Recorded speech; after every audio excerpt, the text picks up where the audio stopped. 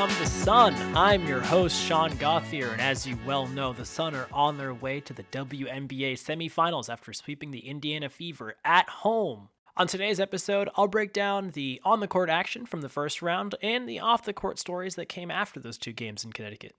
Starting with the basketball, I want to pat myself on the back for being right about predicting a Sun sweep. Last week's guests, Noah Delzell and Emily Adams, were also right in their predictions, so cheers to all of us. Before getting to the game itself, I want to take a moment to celebrate Dejanay Carrington winning Most Improved Player this year. This award was well-deserved, with Nay stepping up into a starting role at the beginning of this season. With her increased minutes and the added pressure, Dejanay shined all season, both on the defensive end, where she was already known as a game changer, and on the offensive end, which she really picked up this season. She's been fearless in driving the ball to the hoop, much more efficient scoring in the paint, and she draws fouls and hits critical threes throughout all the games this season. Congrats to her, and I'm so glad that she was able to get the recognition that she deserves. Now, on to Game 1 against the Fever. I was actually able to get a ticket to Game 1 thanks to fellow Sun fan Elizabeth, who also sent me in that audio clip of the Sun winning Game 2 that I played at the top of this episode, so shout out to Elizabeth.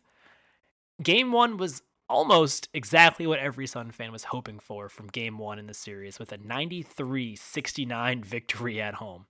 Alyssa Thomas had another playoff triple-double. She had 12 points, 13 assists, and 10 rebounds.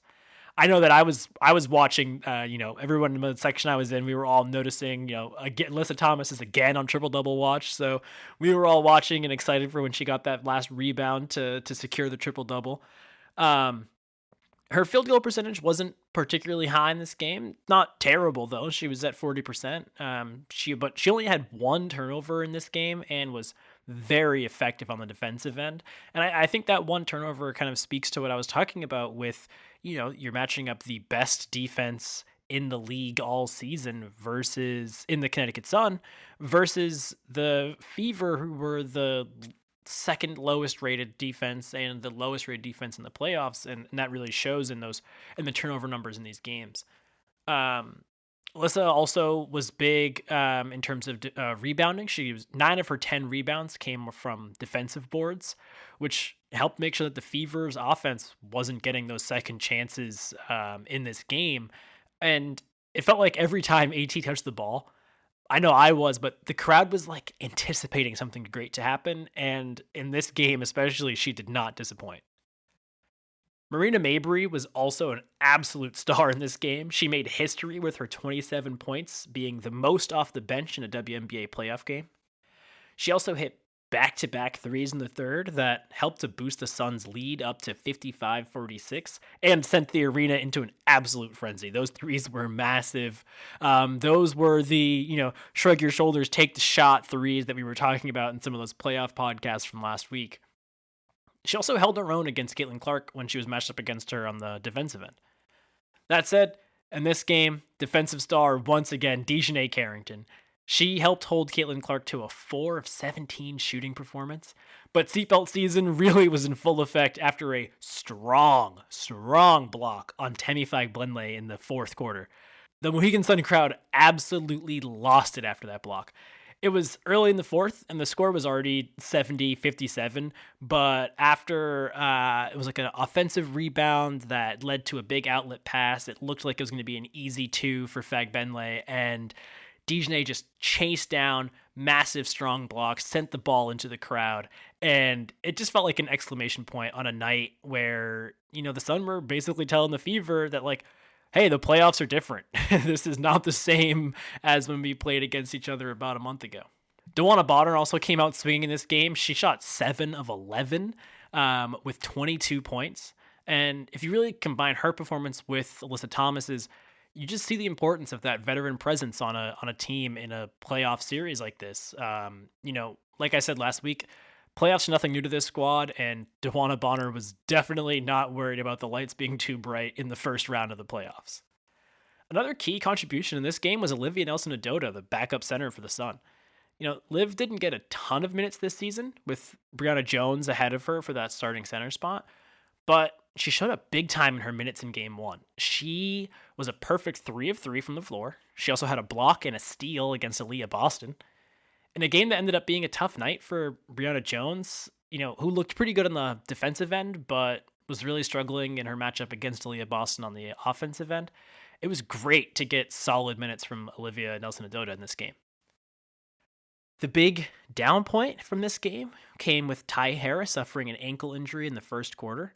I was actually a little late to the game. I got hit with some traffic on the way down to Mohegan Sun from Boston and was a little late to the game and missed this injury.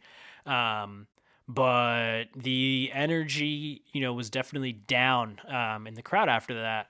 She ended up returning to the bench with an ice pack on her ankle.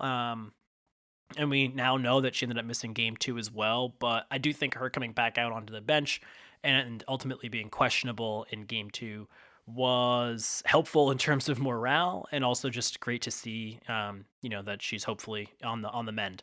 We'll have to wait and see whether or not she'll return in the semifinals. But again, that questionable listing for game 2 is definitely an encouraging sign in terms of, her continuing on in the playoffs with the Sun. After that massive game 1 victory, I knew that we were in for a closer game for game 2, and both teams absolutely delivered that for us. Caitlin Clark was much better in this one. She scored 25 points with 9 assists, but that still wasn't enough to send the series back to Indiana, and the Sun won this game in 87-81 in a game that was honestly so close until the very last minute. The Sun did not make things easy for themselves, or for those of us Sun fans that were watching along. They started the game 1 of 11. Having watched all season, fans knew that this one was going to be tough, but that it wasn't quite impossible, that this team, can go on runs and dig themselves out of holes like that. And by the end of the first quarter, the Sun had already gotten back in their groove and ended the quarter up 3. Brianna Jones suffered a shoulder injury in that first quarter, which meant that Olivia Nelson-Ododa had to step in to a lot of those minutes at center in this game. But like in game 1, her height and her reach really helped her to be disruptive on this defensive end. But that said, a matchup against Aaliyah Boston is always a hard one. She's a dominant center, and was an exciting pickup for the Fever 2 years ago for a reason. And she was once again great in this game.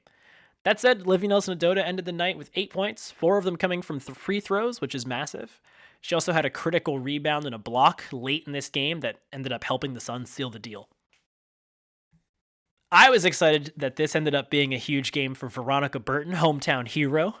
The Newton, Massachusetts native had 10 points in this game, but as usual, she really made her mark on the defensive end. In her piece for the Hartford Courant, friend of the show, Emily Adams, gave Burton a lot of credit in limiting the Fever to 8 of 30 from 3 in this game. With Harris out and Mabry starting, it was really important that the Sun got solid production off the bench from Veronica Burton, and she was there to deliver that solid production. Speaking of Mabry getting the start in this game, despite this not being her most efficient performance, she really showed up where it mattered most, sinking some clutch shots throughout the game. And I say throughout the game, I know that John Corrales of the Locked On Celtics podcast, I know that you're listening, and I've listened to your show a lot. I know that you've told everyone about how clutch baskets don't just come at the end of the game, but they happen throughout the game. I agree with you there. So I think that Marina showed up in moments throughout this game where the Sun just really needed a basket. They really needed that 3-point boost, and she was there to provide it. Late in the game, after DeWanna Bonner hit a layup to tie the game, and then hit a 3 to go ahead with under 2 minutes to play, the game was really just a defensive effort on both sides until Mabry hit a 3-pointer with 46 seconds left on the clock to put the Sun up 77-81, which was the last field goal of the game. It was followed by Carrington and Bonner hitting free throws that really sealed the deal and sent the Sun into the semifinals against the Minnesota Lynx. Avoiding Game 3 gives this team some much-needed rest. Their opponents in the next round, the Minnesota Lynx, also swept the Mercury in their first round, so they're going to have the same amount of rest, and it's important that the Sun get that as well. It also gives some time for Ty Harris and Brianna Jones to recover before the Sun meet the Lynx on Sunday at 8:30 p.m. Avoiding Game 3 also meant avoiding the crowd and the additional noise that comes with playing at Gainbridge Arena in Indiana, but much of that noise seemed to have come with the fever to Mohegan Sun in Connecticut. In the preview shows that I did on this show by myself and with the guests that we had, we talked about the potential for the non-basketball noise to make its way into these games, and it really did come in full force. One example that was, with Fever center Alyssa Smith getting some hatred online for celebrating her partner Dejanay Carrington's Most Improved Player award. And I just think it's stupid to expect someone not to celebrate their partner winning an award like that, regardless of the fact that they're playing against each other in a series. And in the limited minutes that Alyssa got in this series, she didn't at all seem to be throwing the game or anything like that. She actually got called for a pretty hard foul that knocked Dejanay to the floor in game one. I remember seeing that and noting that and turning to the folks I was sitting with and talking about that. These women are professional and they are able to have personal relationships without it impacting their game. And it's ridiculous to suggest that they can't do that. In other news that blew up, in game one, Dejanay accidentally poked Caitlin Clark in the eye. She was contesting a pass or a potential shot, and it led to some expected fake outrage across WNBA media and across social media. And also, in what I would call some nonsense interviews between game one and two, Dejanay and Caitlin were both asked about this incident, and both said that it was clearly an accident, nothing more. But, that doesn't stop ESPN from sending out notifications about this situation mid-game, saying that Caitlin was clocked in the face or something like that. And it didn't stop Dejanay from getting death threats sent to her email address. She ended up posting about that on her own Instagram. And then, to make matters worse, I heard that the environment at Mohegan Sun for game two was terrible. And I'm not just talking about, normal sports fan behavior, right? Like, at game one, there was a group of Indiana fans sitting, in the a couple rows behind me, and they were booing every time the Sun had free throws, right? Or they're complaining about calls that were going against the Fever. That's normal sports fan behavior, right? I just was like, all right, I'm gonna try and cheer louder than them. I'm gonna boo the Fever, right? That's normal sports behavior at a game. That's what you're supposed to do, right? But I've seen some photos. I saw a photo of a Fever fan or, an apparent Fever fan wearing a shirt that said "ban nails" and wearing some giant fake acrylic nails to mock Dejanay Carrington. And I shouldn't even bother, going through all the facts of trying to negate some of these ridiculous, hateful things that we're seeing online. But Dejanay Carrington doesn't even have super long nails. She's got pretty normal nails, right? And obviously this might not seem that serious, but for one thing, long acrylic nail styles are really popular among women of color in the United States. And so this was obviously, regardless of the intention of this one fan, right? This is part of a larger pattern of racist hate that these players have been receiving. And Dejanay in particular has been targeted with racist and homophobic hate online, including another supposed Fever fan photoshopping Dejanay's face onto an image of George Floyd being murdered by the police in 2020 that made its rounds on Twitter. And, I've seen some fans posting online, and I've also heard from fans that were at the game that there was a lot of racist verbal abuse being shouted at some players during the game itself.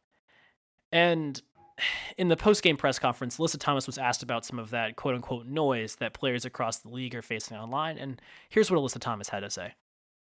Honestly, it's been a lot of nonsense. I think in my 11-year career, I've never experienced the racial comments from the Indiana Fever fan base. We had her face on a serious matter that happened in this world, and it's unacceptable, honestly.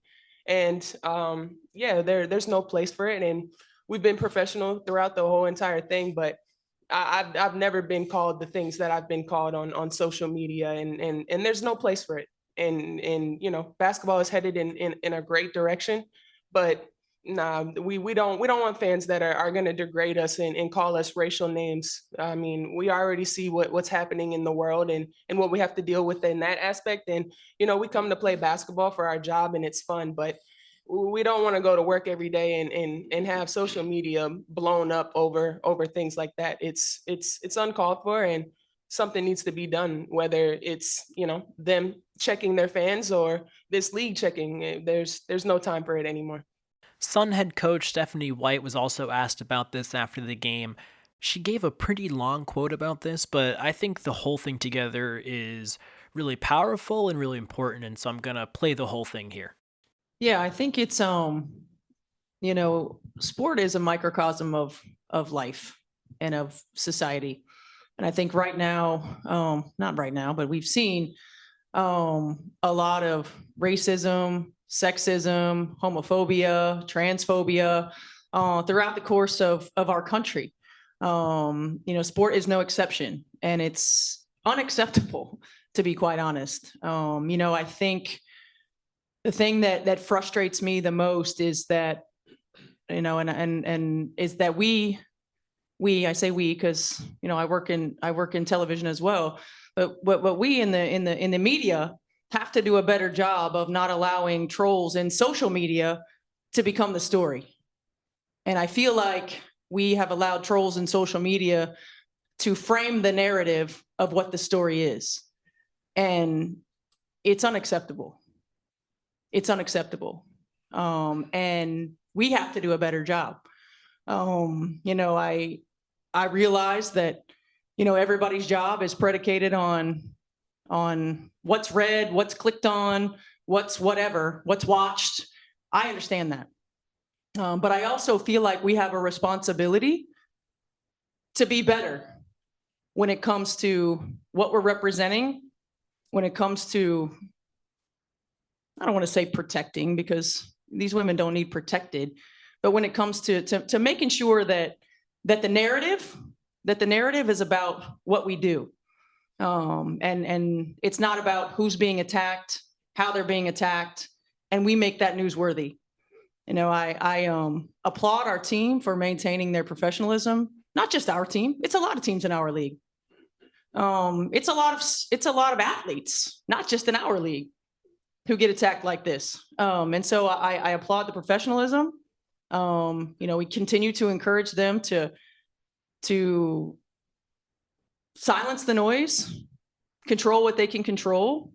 I don't go on social media for that reason, and it's protecting my peace. But I also realize that that's a privilege for me.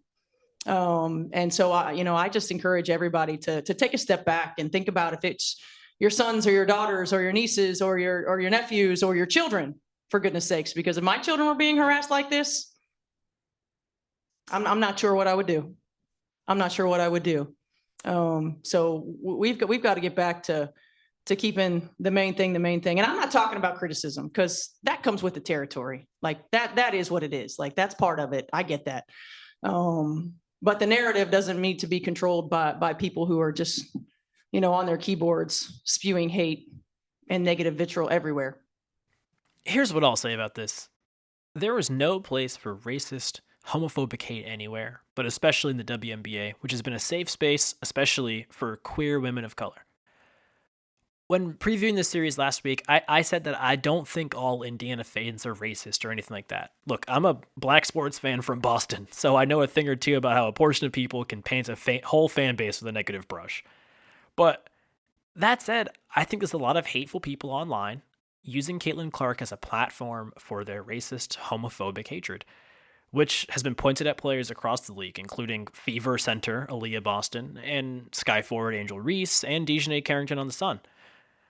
And the WNBA put out a milquetoast statement after the game that was really the definition of too little too late, right? They waited until the Fever were no longer playing games to put out their little statement. Ultimately, I think it's on Caitlin to continue to denounce this hatred that has run rampant online and is, uses her name as the way that they're, explaining what they're talking about, right? She's made a statement or two before, but I just don't think it's enough. I think she needs to say more. And I understand that she's young and she's focused on her performance on the court, but her words matter and could have made a difference throughout the season. It's also on the Fever as an organization and the WNBA itself to be louder in denouncing this hate, just like Stephanie White was saying and just like Alyssa Thomas was saying. But it's also on the media to stop stoking the flames of this hatred as a means to get ad dollars from clicks on online articles. We don't need newspaper covers or ESPN alerts dedicated just to, telling us any time that Caitlin Clark gets fouled in a game of basketball. Right? Especially when we know that people online are making the lives of the players who are trying to do their jobs miserable. And at times unsafe, right? Like the death threats that Dejanay is getting, like these things are serious things that we seem to have become just used to, or we expect for celebrities and especially for athletes. And it's completely unacceptable. We don't need reporters posting videos of their interviews that are aimed at just raising the temperature around a quote unquote scandal. It's really on all of us as fans. It's on the media. It's on the league to make sure that this league continues to be a place that respects everyone. All right, I'll end it there. I'll be putting out a preview of the Minnesota series Sunday morning to give you time to get ready for Game 1 at 8:30 p.m. when the Sun face the Minnesota Lynx in the WNBA semifinals. Thank you so much for listening to this show. Please subscribe to the show wherever you get podcasts and leave us a rating to help other Sun fans find the show. If you want to hear your voice on the show, leave us a voicemail at 617-903-7683 or email us a voice memo at ctsunpod@gmail.com. Thanks again for listening, and I'll talk to you all soon here on Here Come the Sun.